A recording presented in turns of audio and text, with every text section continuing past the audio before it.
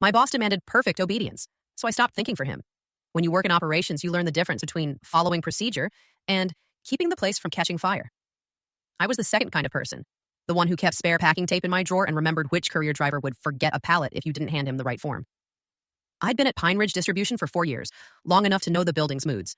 The loading bay door that whined like a dying animal, the break room fridge that froze everything on the left side, the exact hour the CEO's wife would call asking why her quick shipment hadn't magically teleported. Then Trevor Dorsey arrived like a storm in a button-up. New operations manager, mid-30s, teeth too white, hair too still. The first thing he did was schedule a Monday 8-9 a.m. reset meeting and put everyone's name on a printed seating chart like we were in detention. We're going to do this right, he said, tapping a thick binder on the table. No freelancing, no shortcuts. I want consistency. He said, consistency, the way people say obedience without wanting to admit it. By Tuesday, he'd sent an email titled non-negotiables. The bullet points were insane. All requests must be submitted in writing. No verbal approvals. No exceptions to cut-off times. No helping out other departments without manager authorization. He even bolded, if it's not documented, it didn't happen. I stared at it while my coffee cooled, watching the little team's notifications stack up like falling dominoes. Brenda from customer service messaged, is he serious about no verbal approvals? Miguel in shipping wrote, so if a truck shows up early, we just, what, ignore it? I should have answered like I always did, translate the nonsense into something workable. Instead, I heard Trevor's voice from the meeting, bright and certain.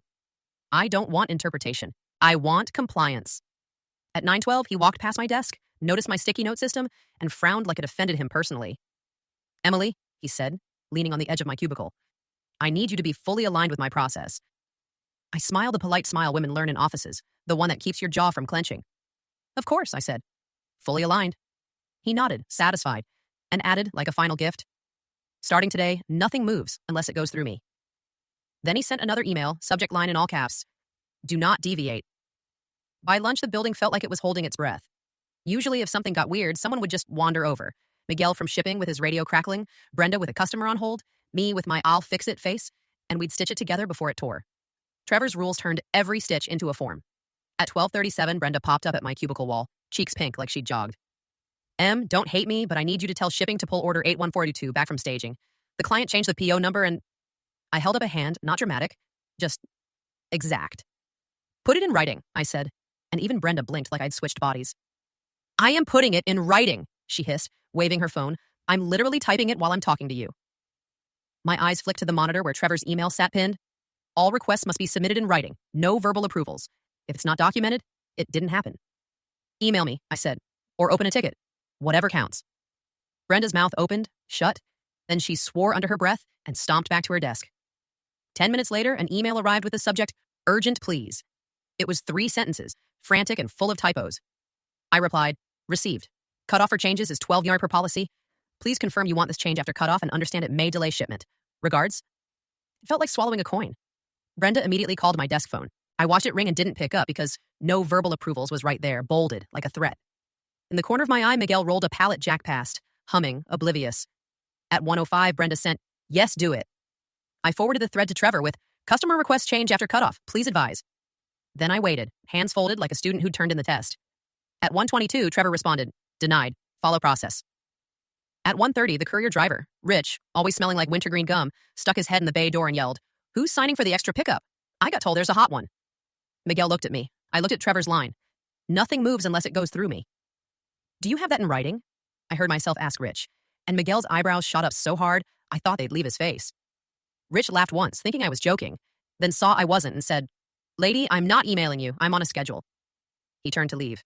Miguel mouthed, Emily? Like I'd just betrayed him. I opened a new email, addressed it to Rich's generic dispatch address, CC'd Trevor and Miguel, and typed, per manager policy, please submit pickup request in writing, while the dock door kept whining and the hot pallet sat there cooling into ordinary. Wednesday morning, the hot one wasn't hot anymore, and everybody knew exactly which order it had been. The client was one of those mid-sized manufacturers that acted like we were their personal assistant, and Brenda came over with her headset still on, eyes wide, whispering, they're screaming. They're saying we cost them a line stop. I kept my face neutral and opened my sent folder like it was a safe. There it was, my email to dispatch, my forward to Trevor, Trevor's denied, follow process. Brenda didn't even have a place to put her anger. She just stared at the screen and let out this breath like she'd been punched. At 9:10, Trevor called an impromptu stand-up by the whiteboard. He stood there with a marker, writing accountability in aggressive capitals, while the rest of us held coffee like shields. Yesterday was unacceptable, he said, looking right at me first. We don't get to hide behind technicalities. Miguel made a small choking sound, like he wanted to laugh and couldn't risk it. I said softly, I followed the non-negotiables you sent. I requested the pickup in writing and routed the decision to you. Trevor's smile didn't reach his eyes. Emily, I need you to think, he said, as if he was offering me a promotion to person. Then, without irony, he added, but also don't improvise. It creates risk. The room went quiet in that way offices do, where everyone suddenly becomes fascinated with the scuffs on the floor. Brenda's phone rang and she flinched. Trevor pivoted to her like she was the problem now. All external communications must be controlled, he said. No apologizing, no admitting fault. Route escalations to me. Brenda's mouth twitched. So if they ask me why it's late? You tell them we're investigating, Trevor said, and you document every word. He made it sound like the documenting would protect us, not him. Back at my desk, I created a new folder in Outlook, Trevor Approvals. Then, because he just told us not to hide behind technicalities, I did the only safe thing left. Built a queue. I made a shared spreadsheet titled Authorization Log, columns for request, time received, policy cited, manager decision, time decided, impact. I pasted in yesterday's entries first. Then I sent Trevor an email. Per your direction to centralize decisions, I've created a log for approvals, chalks, denials, so we can track accountability. Please confirm this aligns with your process. I watched the little sending bar crawl across the screen like a fuse burning down. Trevor replied to my log email with a single line. Fine, but only managers edit it. Which meant I could build the trap, but I couldn't touch the bait once it was inside. I set the sheet to view only for the team, and every time something came in, I added it to my own running list in a draft email, time-stamped like a diary I didn't want to keep. By 10 hack, the requests were already piling up. Brenda forwarded a customer begging for a same-day add-on. Miguel asked if he could swap trailer assignments because the driver had shown up with the wrong size. Accounting wanted a rush count on damaged inventory because month end. Normally, I'd lean over the cubicle wall and say, yeah, do it, I'll cover you. And the warehouse would keep breathing. Instead, I wrote, per policy, routing to Trevor for decision, and watched my outbox fill like a clogged sink. Miguel wandered over, low voice. Are we okay? His eyes flicked to my screen where the authorization log sat open, glaringly empty except for yesterday's disaster. We're aligned, I said, and it came out flatter than I meant. At 11:18, Trevor stormed out of his office with his phone in his hand. Why am I getting 10 emails an hour? He snapped, stopping by my desk like I'd set a tripwire. Because you said nothing moves unless it goes through you, I said, keeping my tone light like we were both acting in a training video. I'm making sure every request is in writing. He pinched the bridge of his nose. Use judgment. I didn't move. I can't, I said, and it wasn't dramatic, just accurate. You wrote, do not deviate. His eyes did this quick dart to see who was listening. Brenda pretended to cough. Someone's chair squeaked. Trevor leaned closer, voice tight. Stop copying people. Stop creating paper trails like you're building a case. I smiled, small. I'm documenting every word, I said, repeating his own phrase from the whiteboard stand-up. His jaw flexed. Just send me the important ones. How do we define important? I asked. He stared at me like I'd asked him to solve math. Then his phone buzzed again and his face changed, slicking into panic-polished calm. CEO is coming through it too, he said. The walkthrough. Nothing looked sloppy. And Emily? He pointed at me like a warning sign. No surprises. By 1:30, the warehouse had the frantic energy shine of a house right before guests arrive. Everyone wiping down what nobody usually notices, stacking pallets straighter than physics prefers, Miguel's crew retaping torn labels like the tape could rewrite history. Trevor paced with a clipboard, barking, Aisle 5 needs cleared, that's a trip hazard. Then immediately snapping, not like that, you're making it obvious, Pete, because apparently hazards were fine as long as they were subtle. He stopped at my desk and said, if Martin asks anything, you direct him to me. You do not freelance. Understood, I said, and opened a new draft email titled, CEO Walkthrough Questions. Trevor didn't see it because he was already stalking off toward the docks like he could intimidate dust into behaving. At 1:58, Brenda wheeled a cart of bottled water toward the conference room, muttering, he's acting like the Pope is coming. Martin hates bottled water, I said automatically, then stopped myself. That was the old me, preventing problems before they formed. Trevor wanted obedience, not anticipation. At 2:06, the front doors opened and the temperature in the building changed. Martin Hale walked in with his assistant and two people in blazers I didn't recognize, smiling the smooth smile of someone who has never carried a box. Trevor appeared instantly, all bright teeth and, great to see you, sir, like he'd been waiting behind a curtain. Martin did the quick handshake circuit and then, because CEOs love pretending they're relatable, he wandered toward the floor. How's throughput looking? He asked. Not to Trevor, but to whoever was closest, which happened to be me, because my desk sits like an unfortunate welcome mat between office and warehouse. Trevor's head snapped toward me so fast I felt it in my chest. Questions should be routed. He started, but Martin was already looking at me expectantly. My mouth did something it hasn't done in years. It followed instructions. Can you email that question? I said, calm as if we were discussing lunch plans. Martin blinked, The assistant's pen froze midair. Trevor laughed too loudly, trying to make it a joke. Emily's very process-oriented, he said, hand hovering near my shoulder like he could steer me by touch. Martin's smile tightened. I'm standing right here, he said. Yes, I said, and I could feel Miguel watching from the bay like he'd spotted a car crash. But per manager directive, if it's not documented, it didn't happen. I don't want to deviate. Trevor's eyes went glassy with panic. Brenda made a sound that could have been a cough or a prayer. Martin turned slightly, looking at Trevor now, not amused. Is that your policy? He asked. Trevor's face did the corporate shuffle. Concern, confidence, confusion, back to confidence. We're just tightening communication, he said, waving one hand like it was harmless. Martin nodded slowly, the way you nod when you're filing something away. Interesting, he said. Then he looked back at me. Okay, he said, pulling his phone out. I'll email. His assistant already had my address, apparently, because she asked, Emily Carter? And before I could answer, Trevor said, I'll handle it. Too sharp, too late, while my inbox chimed with a new subject line. Throughput question from Martin Hale. Trevor practically inhaled after Martin walked away, like he'd been underwater.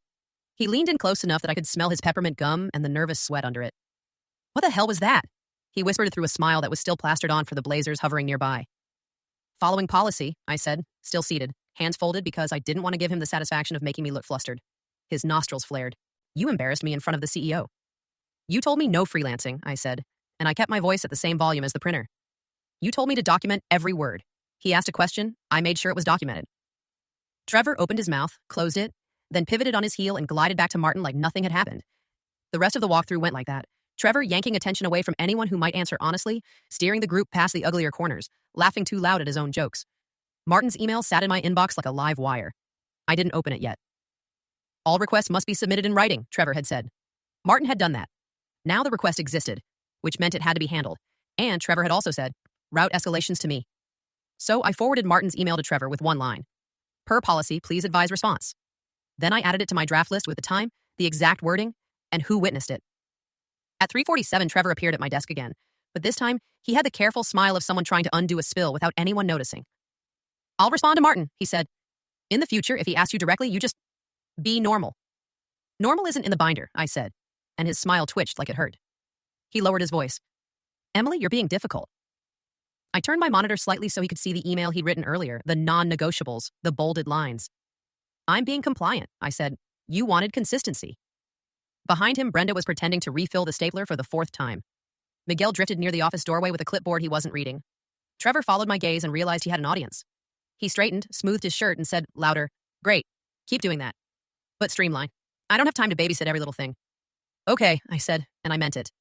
He walked away, satisfied, like he'd won something. 5 minutes later, Miguel slid into my cubicle opening like he was approaching a skittish animal. He just told us we can't swap trailers without written approval, he murmured, even if the driver is already here. Did he put it in writing? I asked. Miguel's face cracked into a tired, humorless grin. No, he said. He just said it, loudly, in front of everyone. I turned back to my screen, opened a new email addressed to Trevor, CC'd Miguel, and began typing. Per your verbal instruction at 3:55 p.m., please confirm in writing that trailer swaps are prohibited without manager approval, while Miguel watched the cursor blink like a metronome waiting to start the song. Trevor answered my confirmation email in under 2 minutes, which is how I knew he was simmering. Stop CCing the floor. It creates noise. Instructions come from me only. That was it. No greeting, no signature, just a little digital slap. Miguel read it over my shoulder and let out a slow, wow. Brenda swung by with her headset half off and whispered, he's trying to cut you off from everyone. I didn't whisper back. I just clicked reply. Understood. Going forward, I will route all communications directly to you only. Then I did exactly that because creates noise was now a rule, and rules are easiest to weaponize when you don't decorate them with intention. The next hour was a parade of problems that used to be solved with 2 sentences and a raised eyebrow. Rich, the courier driver, called the dock line 3 times. I watched Miguel's radio light up while the phone blinked on my desk. Miguel mouthed, he's here, and I pointed at my screen where Trevor's directive sat like scripture. Instructions come from me only. I forwarded the missed call notice to Trevor. No CC, no extra context. Just dock line, courier on site. 5 minutes later, another forwarded notice. Then another. Brenda messaged me. Customer says their expedited pallet is still in staging. I can't tell them anything. Trevor won't answer. I sent Trevor the customer email. No CC, no explanation. The building started doing that thing where everyone's walking faster but accomplishing less, like an aquarium after someone taps the glass. At 2:14, Martin Hale's assistant replied to her own throughput email. Following up. Please respond by EOD for board packet. I forwarded it to Trevor, again, clean and silent. At 2:30, I heard Trevor's office phone ring through the thin wall. Once, twice, then die. At 2:41, he burst out, face tight and shiny, and snapped, "Why is everyone saying they can't get answers?" Miguel didn't look at me. He looked at the floor like he was trying not to be complicit. I tilted my monitor toward Trevor, just enough for him to see his own words. "You said no CCing the floor," I said. "You said instructions come from you only." He stared at it like it had betrayed him. "That doesn't mean ignore urgent issues," he hissed. "I'm not ignoring them," I said, clicking open my sent folder. "I'm routing them to you, only you." His eyes flicked through the timestamps, and for the first time, he looked less like a manager and more like a man realizing he'd asked for a door to be locked from the outside.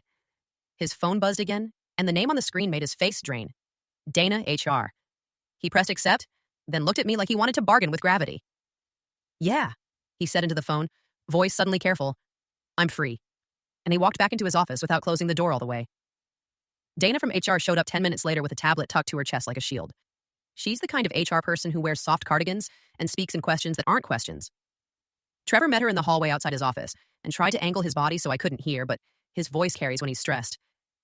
"It's chaos out there because Emily is being intentionally rigid," he said, and I caught my own name like a cold draft.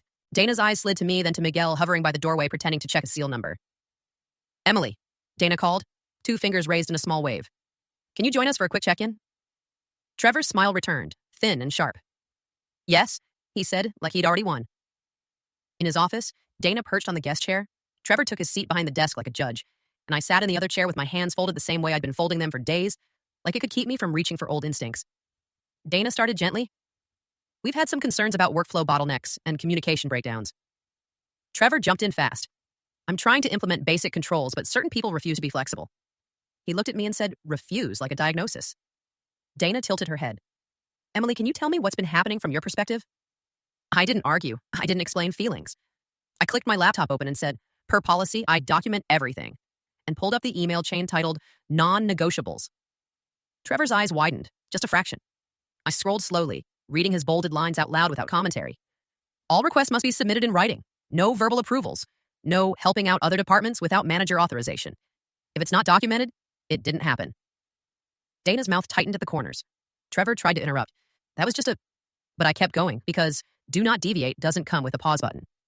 I opened my forwarded items, courier calls, customer requests, Martin's throughput email, the follow-up for the board packet, each one routed to Trevor exactly as directed. Dana's eyes tracked the timestamps. "Trevor," she said, still soft, "did you instruct her to stop CCing the floor?" Trevor shifted in his chair. I said, look, she was creating noise. I clicked open his reply, the one-line, "Instructions come from me only," and turned the screen so Dana could read it herself. The room got very quiet, like the HVAC had decided to listen. Dana didn't look at me when she spoke next. She looked at Trevor. "I'm going to need copies of these," she said, and Trevor's hand tightened on his mouse, knuckles whitening, while his phone buzzed again on the desk with Rich's dispatch number lighting up the screen. Dana's "I'm going to need copies" hung in the air like a fire alarm that hadn't started screaming yet. Trevor's eyes flicked between her and my laptop, calculating who he could pressure. "Those are internal communications," he said quickly, voice smooth but pitched too high. Dana didn't blink. "They're related to a workplace process concern and a complaint," she said, still in that cardigan voice. "I need them for the file." Trevor's jaw worked. "What complaint?" Dana's gaze stayed steady. "I'm not discussing that in this moment." His phone buzzed again and again on the desk like an impatient insect. The screen kept lighting up with dispatch and the dock line. I waited because that was the whole point now, waiting for permission. Dana tapped her tablet. "Emily, can you forward me the relevant email threads?" she asked. Trevor snapped, "No, send them to me and I'll..." Dana's head turned, just slightly. Trevor. One word, soft, and he stopped like he'd hit a wall. My hands moved before my nerves could. "Okay," I said, and opened a new email addressed to Dana. Then I paused because Trevor's rule was still a rule. "Per your directive, Trevor, that instructions come from you only. Do you want me to send to Dana directly or route to you?" I asked it politely, like I was asking what kind of paper he preferred. Trevor's face flushed red under the office lighting. Dana's eyebrows lifted. Not much, but enough. "Emily can send them to me," Dana said. Trevor leaned forward. "This is getting out of hand," he muttered. "No, we're supposed to be protecting the company." I clicked attach, selected the threads, and watched the file names populate. Non-negotiables, do not deviate, trailer swaps confirmation, CEO throughput question. Dana held her hand out slightly, palm up, like she was accepting evidence. I hit send. The whoosh sound felt too loud in Trevor's tiny office. He stared at my screen as if he could pull the email back through the ether. Dana stood up. "Thank you, Emily," she said, and then to Trevor. "I'm going to schedule a follow-up with you this afternoon. Also, please respond to Martin's assistant. Board packet deadlines aren't optional. Trevor forced a laugh that died in his throat. Of course, he said. Dana stepped out and the hallway noise rushed in. The radio squawked from the dock, someone laughing too hard and shipping, the copier grinding like teeth. As soon as Dana was gone, Trevor rounded on me. You're enjoying this, he hissed. I kept my voice level. I'm obeying, I said. His hand shot toward my laptop. From now on, you do not send anything about me to anyone without my approval. He said it like a final decree, like it rewrote the last week. I looked at him, then at the blinking cursor in a blank email window and asked, can you put that in writing? Trevor's face did this quick reset, like he'd slapped the table and realized Dana might hear through the wall.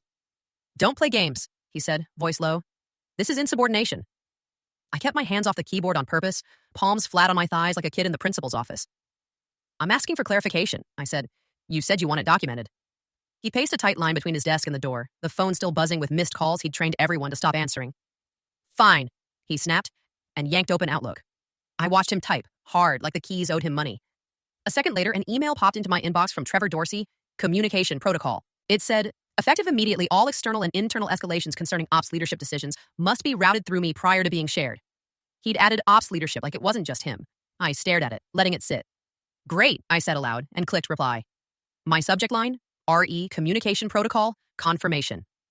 Received, I typed. To confirm, if HR requests documentation related to a process concern, I must route through you prior to sharing. Please confirm this includes requests from Dana in HR. I didn't hit send yet. I angled my screen so Trevor could see the draft. His eyes widened. No, he said too fast. That's not what... It is what it says, I replied. I'm not interpreting. He lunged forward and slapped his palm on the desk, making his phone jump. You're trying to trap me again, he said, and there it was, raw and honest. The building behind the wall kept moving. Forklifts beeped, someone shouted, heads up. The dock door whined, but his office felt sealed. I looked at his email again. It was a rule. If he wanted rules, he had to own where they led. Do you want me to send this confirmation to you only? I asked, because he'd also said instructions come from him only, and my obedience was becoming a maze he'd built around himself. Trevor's chest rose and fell. He stared at the draft, then at my face, like he was searching for the version of me who used to rescue the day. Delete it, he said finally. Don't send anything. I kept my voice steady. Is that an instruction? Yes, he snapped. I'm instructing you to delete it. I moved the cursor slowly to the trash icon, hovered, then stopped. Per your non-negotiables, instructions must be documented, I said. His eyes went wild. Not everything needs to be documented. Then you should update the policy, I said. He grabbed his phone, thumb jabbing, and I saw his screen flash Dana HR before he turned away, shoulders hunched. Dana, he said when she answered, voice suddenly warm. Hey, quick question. What exactly do you need from Emily? And I sat there listening to him negotiate his own paper cage while my unsent email waited like a held breath. Trevor put Dana on speaker without meaning to, I think, because his thumb slipped when he was sweating, and suddenly her voice filled the office like a clean detergent smell. Trevor, I requested emails that already exist, she said calm. If you're asking me to route HR requests through you first, that's not appropriate. Trevor's eyes flicked to me like I'd summoned her with witchcraft. He fumbled, took it off speaker, and turned his back, but the words still leaked out in fragments. Misunderstanding. She's being rigid. I'm trying to protect... Dana cut through him even from behind glass. Protect the company by answering the CEO, she said sharper now. And do not interfere with an HR inquiry. Trevor ended the call with a too bright, absolutely. Then stood there for a second, staring at the wall like it had betrayed him too. Go back to your desk, he said, and I could hear the effort it took not to say, before I lose my mind. I went back, because that was an instruction, and the warehouse immediately tried to swallow me. Miguel hovered with his radio, Brenda's eyes were wide over her monitor, and Rich's dispatch number lit up the dock phone again. I didn't answer it. I forwarded the missed call to Trevor. I forwarded the CEO assistant's follow-up again because it was still unanswered. At 4:06, Trevor emailed the entire department a new memo. Updated communications guidelines. It said, use common sense when addressing executives. Do not delay operations due to unnecessary documentation. No apology. No mention of the binder. Just a sudden pivot like the last week hadn't happened. Brenda read it and made this tiny choking laugh. Miguel muttered, common sense, huh? Like it tasted bitter. I didn't respond in chat. I responded in the only language Trevor respected. Email. I replied, all to his memo with acknowledged. Please confirm whether previous directives, non-negotiables dated Monday, do not deviate dated Tuesday, are rescinded or still in effect, so we can ensure consistency. My finger hovered for half a beat, then clicked send, because he'd taught me that if it's not documented, it didn't happen. The room went quiet in that slow, spreading way, like the air itself was waiting for the impact. Trevor's office door slammed so hard the glass rattled, and a minute later, my phone lit up with an internal call from his extension, ringing and ringing while my inbox refreshed with a new meeting invite from Dana. Process review, mandatory attendance. And the attendee list included Trevor, me, and Martin Hale himself. Dana booked the conference room with the good blinds, the one they only use when vendors bring pastries. When I walked in at 9, Trevor was already there, laptop open, leg bouncing so fast the table trembled. He gave me a smile that was all teeth and no warmth. "Remember," he murmured as I sat, "we're aligned now, common sense." I didn't answer because common sense wasn't a documented directive with a timestamp. Dana arrived with 2 folders and that tablet, and right behind her came Martin Hale, no blazer this time, just a dark sweater, and the kind of tired look that says he's been woken up by problems. He nodded at me like we'd met in a normal world. "Emily," he said. Trevor jumped in. "Martin, thanks for—" Martin held up a hand, small, not dramatic, and the room instantly belonged to him. Dana started, "We're here to clarify process ownership and reduce operational risk." She tapped her tablet. "Emily, you created an authorization log?" "I proposed one," I said. Trevor approved it but restricted edits to managers. Trevor opened his mouth, but Martin looked at him like, "Keep it simple." Dana slid a printed stack across the table. "I pulled email records," she said, and my stomach did a slow roll because I hadn't printed anything. Dana had. Trevor's eyes locked on the pages like they were venomous. Martin flipped through, stopping on his own email thread, the subject line with his name in it, the follow-up for the board packet. His jaw tightened. "This," he said, tapping the paper, "is not how I want my company to run." Trevor tried to laugh it off. "It was an overcorrection." Emily took it literally. Martin's eyes didn't leave the page when he answered, "It was literal because it was written. That's the point of writing." Dana's gaze slid to Trevor. "Trevor, did you instruct staff to stop CCing each other and route instructions through you only?" Trevor exhaled hard through his nose. "Yes, but—" Dana held up his own email, the one-line slap, and read it out the way you read a speed limit after a crash. Trevor's voice went sharper. "I needed control. People were freelancing." Miguel wasn't in the room, but I could hear his earlier freelancing in my head, like breathing. Martin looked up at me. "Emily, what would have happened if you'd ignored this and used judgment anyway?" It was the first question in days that sounded like permission. I kept my hands folded. "Then I would have been deviating," I said. "And if something went wrong, it wouldn't be documented. Which per policy means it didn't happen." Trevor's chair squeaked as he shifted, and Dana's pen paused mid-note. Martin set the papers down carefully like they were fragile. "Trevor," he said, voice low, "you're going to explain to me why your process requires employees to choose between getting work done and protecting themselves." And Trevor's smile finally cracked, just enough to show what was under it. Trevor didn't answer Martin right away, which in an office is its own kind of answer. He inhaled, smiled like he was about to start a presentation, and said, "What happened here is we had legacy behaviors that weren't scalable. I implemented controls, and Emily chose to interpret them in a way that created friction." Dana's pen scratched once, a sharp little sound. Martin leaned back, not relaxed, just giving Trevor rope. "Controls," Martin repeated, "like requiring my staff to email you about a truck that's already at the dock?" Trevor's eyes flicked to me, angry, like I'd driven the truck myself. "That was one incident," he said, "and it was avoidable if people used judgment." Martin's eyebrows lifted. "You sent an email titled, 'Do not deviate.'" Trevor's smile froze. "That was emphasis. People need clarity." Dana slid another page forward, the updated memo with "Use common sense," printed like a bandage over a wound. "And then you told them not to delay operations due to unnecessary documentation," she said, after reprimanding them for not documenting. Trevor's foot stopped bouncing. For a second, he looked genuinely cornered, and it wasn't satisfying so much as unsettling, like watching someone slip on ice and still try to posture. "I'm adapting," he said, voice tight. "That's leadership." Martin's gaze landed on me again. "Emily, did you ever tell him these directives would create bottlenecks?" Trevor snapped. "She didn't need to. It's obvious." I kept my eyes on Martin, not Trevor. "I asked for clarification multiple times," I said. "I asked what counted as important. I asked how to define urgent. The directive was no interpretation." Trevor let out a short laugh that had no humor in it. "This is why HR hates email," he muttered. Dana looked up, cardigan voice gone. "HR loves email when someone tries to rewrite reality," she said, and the silence after that was thick enough to feel. Martin rubbed his forehead once, slow. "Trevor, you're new here," he said. "I hired you to improve throughput, not to create a permission-based bottleneck." Trevor opened his mouth, then shut it, then tried again. "I can fix this," he said. "Give me 30 days. I'll retrain the team." Martin's eyes narrowed. "Retrain them to do what? Follow your rules until you change them again?" Trevor's cheeks flushed. He glanced at Dana, then at me, and his gaze sharpened into something meaner than frustration. "Emily is not a team player," he said suddenly, like throwing a chair. "She's undermining leadership." The air in the room shifted, because now it wasn't about process. It was about me, and I felt Dana's attention snap fully onto him while Martin went very still. Trevor saying, "not a team player," landed like a slap. You can't react to without looking guilty. My face stayed still, because I've learned the hard way that if you flinch, people call it emotion, and if you don't, they call it attitude. Martin stared at Trevor for a long beat, then asked, "Undermining how, specifically?" Trevor's hands spread, palms up, performance mode. She weaponized my directives. She flooded my inbox. She involved HR. Dana's eyes narrowed. I involved HR, she said flatly, because multiple employees reported operational disruption and retaliation concerns. Trevor's head snapped. Retaliation? He barked, and the word came out like he'd stepped on something sharp. Martin's voice stayed low. Trevor, did you tell Emily she couldn't share documentation with HR without your approval? Trevor hesitated, just a fraction too long, and Dana pulled out the communication protocol email like she'd been waiting for this exact moment. This, Dana said, placing it in front of Martin, was sent after my request for records. The timing is noted. Martin read it, his mouth tightening. Trevor tried to steer. It was about chain of command. Dana didn't let him. Chain of command doesn't apply to HR investigations, she said. Martin looked at me again. Emily, did you create the log to target Trevor? I could feel Trevor willing me to say something emotional, something messy he could label as personal. I kept it plain. I created it because he said nothing moves unless it goes through him, I said. If everything goes through one person, the only way to track it is to log it. Martin nodded slightly, then turned to Trevor. You see the problem, he said, and it wasn't a question. Trevor's throat worked. She could have just done the job, he said, softer now, like he was trying a different key in the lock.